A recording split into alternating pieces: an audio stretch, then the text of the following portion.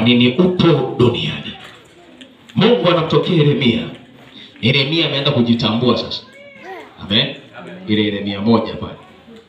Yeremia ameenda kujitambua. Mtu mmoja some.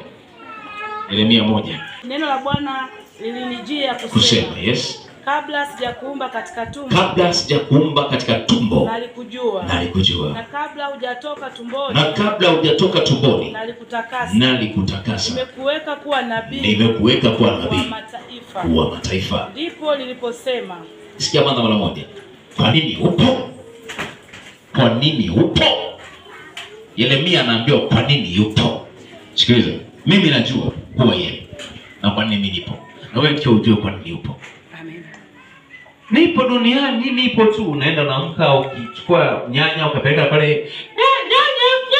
Ukirudi zikakataa. Jamani hivi Mungu kulikoni? Ni kwa sababu unajua kwa nini upo. Ukienda pale ukachukua matunda fulani, matango ukaanza kuuza, jamani matango.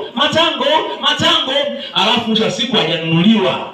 Unauza tu fungu 2, fungu 3 kilo nyumbani. Mungu wa Ibrahim, nikumbuke.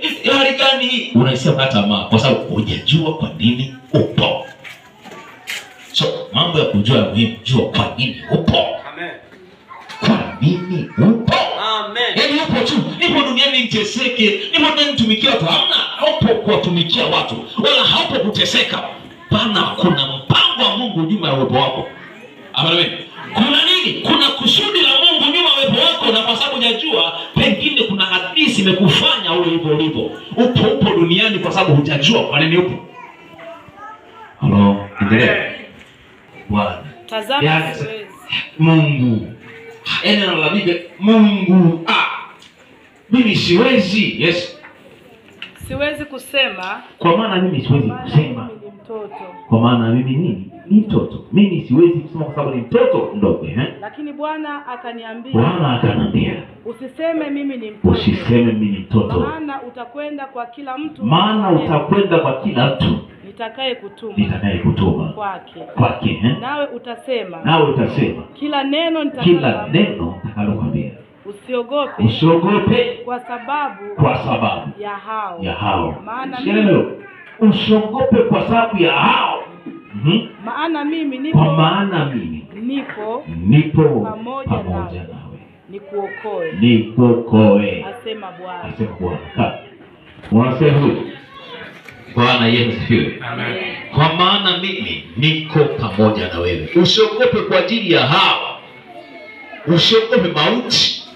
Usiogope itakuwaje. Usifikiri itakuwaje. Hapana. Uwepo wako nyuma yake kuna mpango wa Mungu. So, hausi. Kwa maana kuna mpango wa nani? Wa Mungu. Ndio kujiuliza why niko duniani. Kwa nini bado naendelea kuishi?